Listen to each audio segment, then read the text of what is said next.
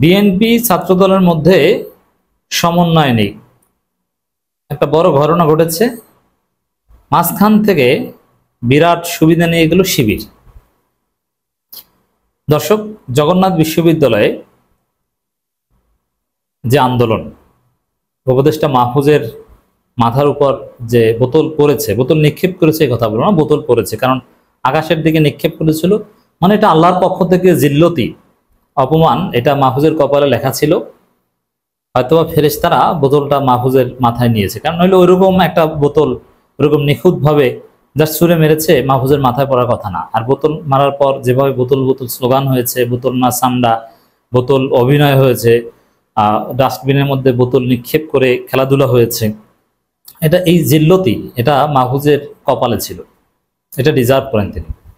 যদিও বোতল নিক্ষেপ করাটা এটাকে আমি অপরাধ মনে করি এবং নিন্দা জানিয়েছি, আবারও জানাই।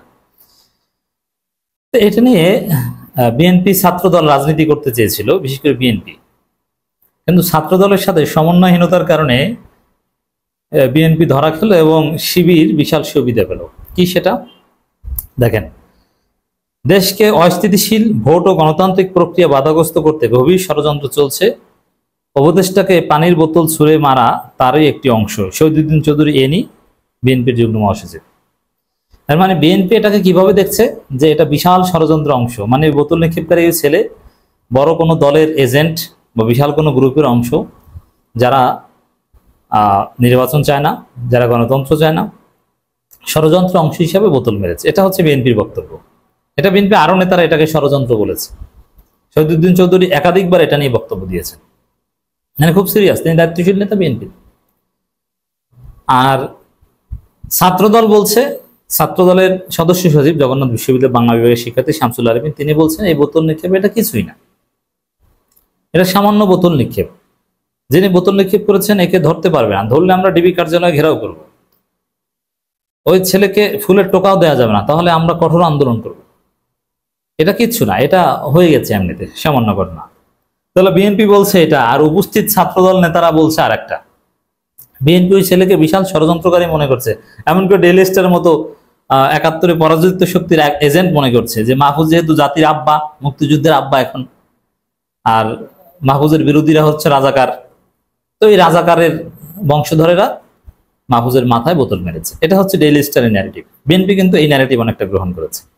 আর ছাত্রদল বলছে না, এরকম কিছু না, ছাত্রদল ওই ছেলের পক্ষে। বরং আমি আলোচনা করে প্রমাণ করেছি যে ওই ছাত্র, বোতল নিক্ষেপকারী ছাত্র কঠিন পরিস্থিতি থেকে বাঁচতে পেরেছে জগন্নাথ বিশ্ববিদ্যালয়ের ছাত্রদলের কঠোর ভূমিকার কারণে। জগন্নাথ বিশ্ববিদ্যালয়ের ছাত্রদল যদি ডিবি কার্যালয় ঘেরাওয়ের হুমকি না দিত, ওই ছেলেকে মুক্তির 2 ঘন্টার আলটিমেটাম না দিত, ছাত্রদল দিয়েছে, ছাত্রদলের সদস্য সচিব দিয়েছে, যদি এরকম না করতো তাহলে ওই ছেলের আরো কঠিন পরিস্থিতিতে পড়তে হতো। তাহলে দর্শক, বিএনপি বলে একটা, ছাত্রদল বলে একটা, মাঝখান থেকে জিতে গেল শিবির। কারণ কি, ওই ছেলেকে মুক্তির মাধ্যমে শিবির দায় মুক্তি পেল।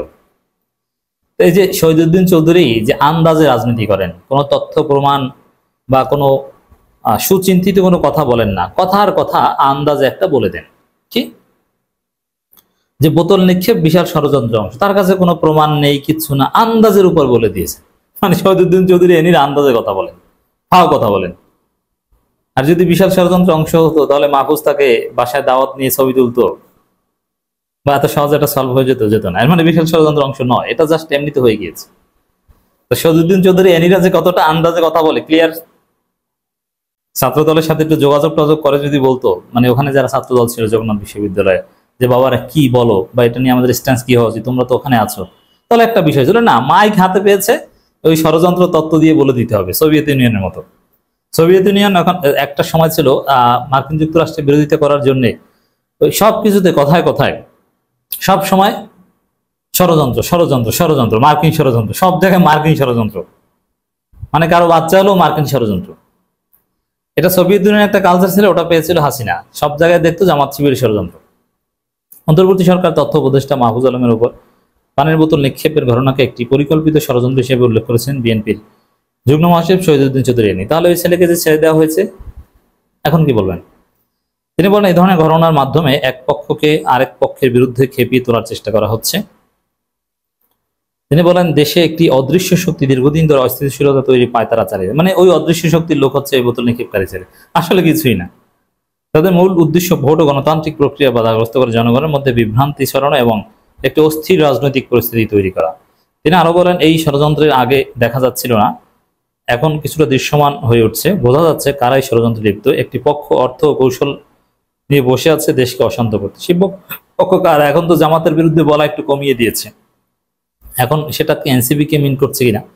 বিএনপি গণসংযোগ নির্বাচন প্রস্তুতি সম্পর্কে তিনি বলেন বিএনপি মাটি ও মানুষের দল দীর্ঘ 17 বছর ধরে দেশে প্রকৃত ভোটের পরিবেশ ছিল না, মানুষ ভোট দিতে পারেনি, এখন মানুষ অধীর আগ্রহে ভোটাধিকার ফিরে পাওয়ার অপেক্ষা আছে, এইসব আবিজবি নানান কথা বলছে। ছাত্রদল নেতা শাহরিয়ার আলম সাম্যকে নির্মমভাবে হত্যার কারণে গভীর উদ্বেগ প্রকাশ করেছেন। এখানেও তো রিজভিদের তারপরে শহীদুদ্দিন চৌধুরী এনিদের কোনো তদন্ত বা গবেষণা লাগে না, তাদের কাছে ওই যে সোভিয়েতের থিওরি আছে, ষড়যন্ত্রমূলকভাবে হত্যা করা হয়েছে, নির্বাচন ঠেকাতে হত্যা করা হয়েছে বলে তিনি সাম্যকে হত্যা করেছে নির্বাচন ঠেকাতে। বলুন, এটা সুপরিকল্পিত ষড়যন্ত্র, রাজনৈতিক চক্রান্তের অংশ। কেউ এটাকে নিয়ে গোলক ধাঁধায় ফেলতে চায়, কিন্তু এটা কোনোভাবেই সাধারণ ঘটনা নয়।